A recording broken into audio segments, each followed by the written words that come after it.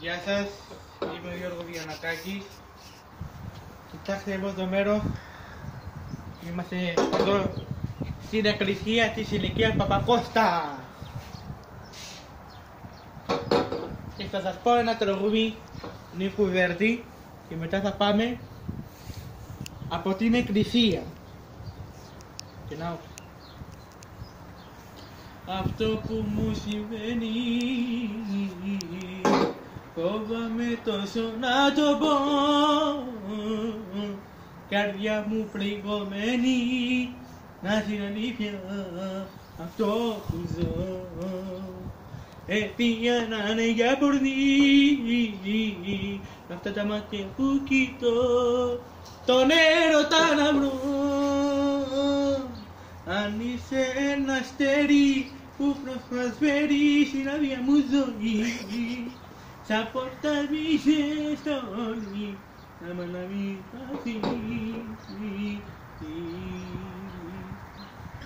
Μες στην εκκλησία θα έρθω να σε κλέψω, που να γυρίσεις μες στα μάτια σου, μες στα μάτια να γαλανάζουν, μες στα μάτια σου να ζήσω. Αν πάνε θέλω τα χαλφά σου τα μαλλιά να χαϊδεύω κάθε βράδυ, και τα μάτια σου τα πράσινα είσαι για μένα μες στο σκοτάδι.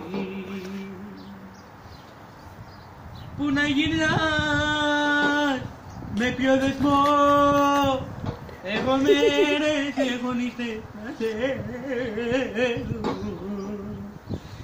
Την αγαπώ πολύ, σαν να ζητώ. Πρέπει να γυρίσεις ξανά. Πού να γυρίσεις, με ποιο δεσμό, εγώ σε θέλω κοντά μου, να μην φύγεις μακριά.